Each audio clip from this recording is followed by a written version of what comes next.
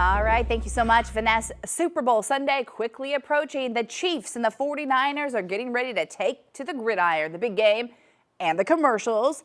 Maybe the stars of the day, but the food, of course, a very big part as well. And according to the CDC, millions of Americans get sick from foodborne illnesses each and every year. And there are some steps you can take to make sure you're staying healthy and enjoying everything Super Bowl Sunday.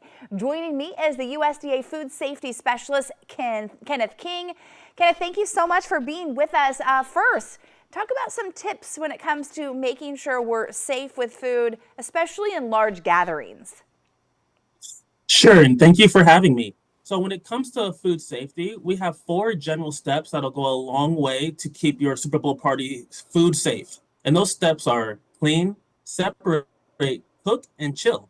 So I'll run through those briefly.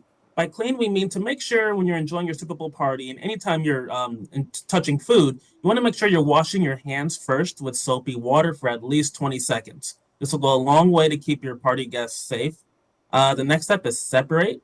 And this is simply making sure we're keeping our raw meat and poultry separate from our fruits and vegetables. So chicken wings are very popular in the Super Bowl. If you have raw chicken wings that you're preparing, just make sure those are on a separate cutting board than perhaps your celery and your carrots. The third step is cook.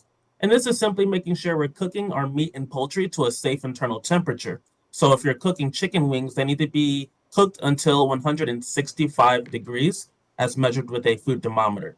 And the last step is chill. And this is simply making sure any food that's sitting out at room temperature is placed back in the refrigerator within 2 hours.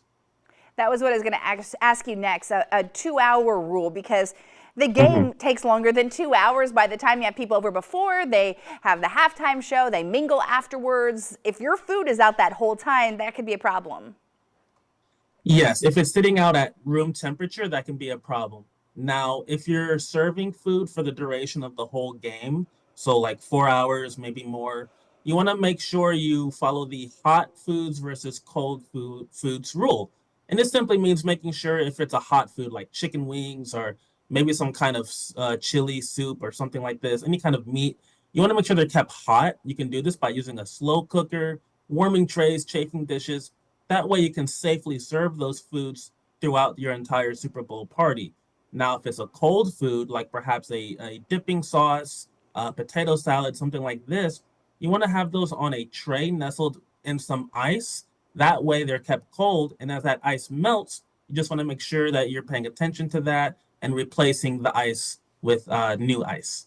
Yes, new ice. That's something people probably don't think about. All right, one more thing. If we're ordering out, nobody wants to cook, they decide let's order some food to bring in. Any advice to make sure that's all good to go? Right. So if you're ordering deliveries or picking up takeout, anything like this, just make sure that someone is there to receive the food when it arrives. And if you're not immediately serving that food when it arrives, just make sure it's placed in a refrigerator so it's kept cool and safe. That way, by the time you do want to begin your party and the Super Bowl begins, you can safely bring out that food, heat it up, and again, just keep the hot foods hot and the cold foods cold.